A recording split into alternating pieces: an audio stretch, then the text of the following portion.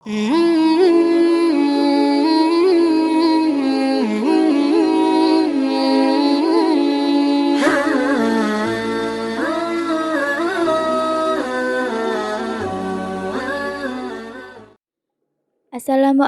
warahmatullahi wabarakatuh.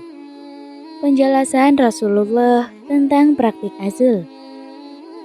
Madinah kota yang tenang dengan jemaahnya yang rajin dan penuh keimanan.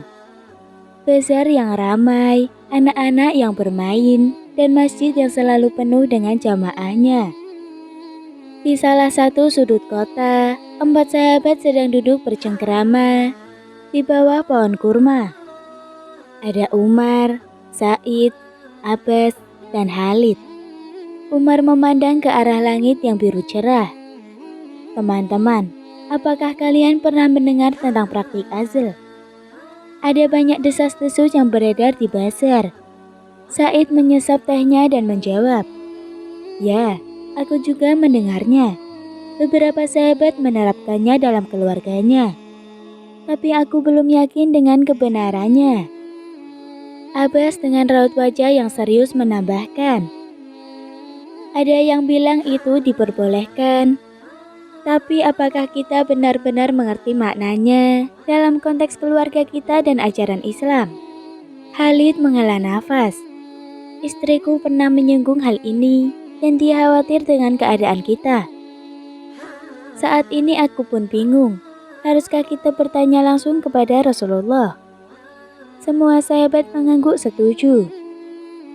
Di tengah kesepakatan itu, terasa ada keraguan yang mendalam. Setiap sahabat memiliki alasan perasaan dan pemikiran mereka masing-masing terkait praktik azl. Umar memegang tangan Said. "Kita adalah saudara yang memperjuangkan kebenaran, dan kita harus bersama-sama mencari kebenaran." Abbas menatap mata Khalid. "Kita harus mendengar dari Rasulullah sendiri agar kita tidak terjebak dalam prasangka dan desas-desus." Mereka berempat berdiri dan memutuskan untuk mendatangi rumah Rasulullah. Mereka ingin mendapatkan jawaban langsung dari beliau dan menghilangkan segala keraguan yang ada dalam diri mereka. Saat berjalan menuju rumah Rasulullah, mereka bertemu dengan seorang wanita yang sedang menggendong bayinya. Dia tersenyum pada mereka. "Semoga Allah memberkahi langkah kalian, wahai sahabat-sahabat Rasul." Khalid tersenyum kembali. "Semoga Allah memberkahimu dan keluargamu. Terima kasih atas doanya." Setiap langkah yang mereka tempuh penuh dengan keberanian dan keinginan untuk mendekatkan diri pada kebenaran. Mereka tahu bahwa jawaban yang akan mereka dapatkan akan membantu mereka dalam mengambil keputusan terbaik bagi keluarga mereka. Dengan penuh harap, mereka mengetuk pintu rumah Rasulullah, siap menerima hikmah dan petunjuk dari beliau. Pintu rumah Rasulullah terbuka perlahan, dan dari balik pintu muncullah wajah Sayyidina Ali bin Abi Thalib yang ramah. "Waalaikumsalam sahabat-sahabatku. Apa yang membawa kalian ke sini pada hari yang cerah ini?" Umar dengan penuh hormat menjawab, "Wahai Ali, kami datang untuk mencari jawaban. Ada hal yang mengganjal di dada kami, dan kami percaya hanya Rasulullah yang bisa memberikan petunjuk." Ali mengangguk. "Silahkan masuk. Rasulullah sedang berada di halaman belakang." 4 sahabat itu dipandu oleh Ali menuju halaman di mana Rasulullah sedang duduk di bawah naungan pohon kurma bersama beberapa sahabat lainnya. Mereka segera mengucapkan salam dan duduk di samping beliau. Rasulullah tersenyum. "Sepertinya kalian sedang kebingungan. Apakah ada yang ingin kalian tanyakan?" Said dengan rasa hormat namun penuh keraguan berkata, "Ya Rasul, kami datang untuk menanyakan mengenai praktik azl. Banyak desas-desus beredar dan kami ingin mendapatkan kebenaran langsung dari Anda." Rasulullah menatap dengan penuh kasih sayang. "Apakah yang membuat kalian ragu mengenai hal ini?" Khalid menjawab, "Beberapa sahabat mengatakan itu diperbolehkan. Sementara yang lain mengatakan sebaliknya. Kami khawatir salah langkah dalam mengambil keputusan. Rasulullah menghela nafas panjang, lalu berkata, azl adalah hal yang diperbolehkan jika diizinkan oleh istri. Karena itu berhubungan dengan hak istrimu. Namun, setiap tindakan yang kita lakukan harus didasari niat yang baik dan setelah mempertimbangkan dampaknya bagi keluarga. Umar dengan semangatnya yang khas bertanya, tapi ya Rasulullah, mengapa ada beberapa orang yang melakukannya tanpa seizin istri mereka? Rasulullah menjawab, kemungkinan mereka belum memahami sepenuhnya hak-hak istri mereka. Memenuhi hak istri adalah kewajiban. Seharusnya mereka berdiskusi dan mengambil keputusan bersama.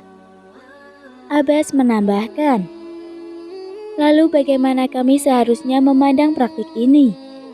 Apakah sebagai cara untuk menunda kelahiran anak atau sebagai bentuk kekhawatiran akan masa depan keluarga? Rasulullah tersenyum. Setiap keluarga memiliki keadaannya masing-masing. Yang terpenting adalah komunikasi antara suami dan istri.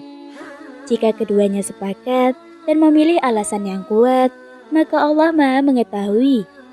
Namun ingatlah bahwa memperbanyak keturunan juga merupakan sunnah dan memiliki keberkahan sendiri. Para sahabat merenung meresapi setiap kata yang diucapkan oleh Rasulullah. Mereka merasa lega, namun juga diingatkan akan pentingnya komunikasi dalam keluarga. Rasulullah menepuk bahu Sa'id. Lakukanlah yang terbaik untuk keluargamu dan jangan lupa berdoa meminta petunjuk dari Allah dengan penuh rasa syukur. Keempat sahabat itu berdiri dan mengucapkan salam perpisahan. Mereka kembali ke rumah masing-masing dengan hati yang lebih tenang dan penuh keyakinan kembali ke rumahnya. Khalid disambut oleh istri dan anaknya yang sedang bermain di halaman. Melihat wajah istri yang sedang menanti, Khalid pun duduk di sampingnya, menggenggam tangannya dan berkata, aku telah berbicara dengan Rasulullah tentang azl. Istrinya menatap dengan penuh perhatian dan apa yang beliau katakan.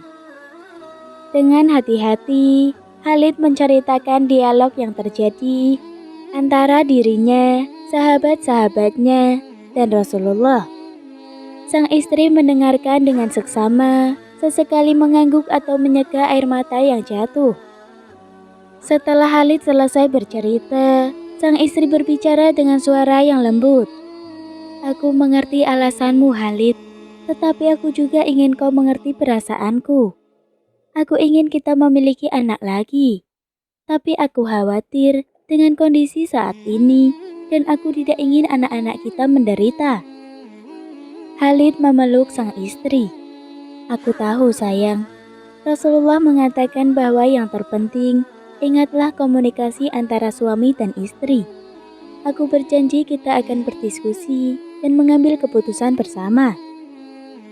Sementara itu Umar kembali ke rumahnya dan menemui istrinya. Dia bercerita tentang pertemuannya dengan Rasulullah dan mengungkapkan kebingungannya. Istrinya menenangkan Umar. Kita selalu berkomunikasi dengan baik. Maka kita berdoa dan meminta petunjuk dari Allah dalam setiap keputusan yang kita ambil. Di tempat lain, Sa'id dan istrinya memutuskan untuk melakukan istikharah. Berdoa, meminta petunjuk dari Allah untuk setiap langkah yang mereka ambil. Mereka ingin memastikan bahwa setiap keputusan yang diambil berdasarkan keinginan yang tulus untuk kebaikan keluarga. Abbas yang belum menikah berencana mendiskusikan masalah ini dengan calon istrinya. Mereka sepakat bahwa komunikasi adalah kunci dari semua keputusan dalam rumah tangga. Dari Sayyidina Umar bin Khattab, ia berkata, Rasulullah melarang seseorang melakukan azl dengan wanita merdeka, kecuali ia menyetujuinya. Hadis riwayat Ibnu Majah. Atas dasar kebolehan melakukan asil inilah, para ulama memperbolehkan pasangan suami istri meminum obat penunda kehamilan asalkan bersifat sementara. Namun bila bersifat terus-menerus, maka para ulama mengharamkannya. Keseluruhan kisah ini menyoroti pentingnya komunikasi dalam keluarga.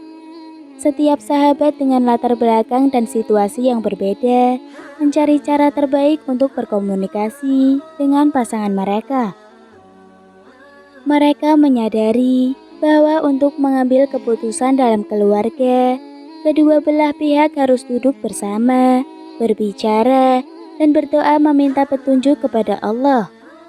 Demikian kisah yang dapat saya sampaikan. Mohon maaf apabila ada pengucapan kata yang kurang jelas. Wassalamualaikum warahmatullahi wabarakatuh.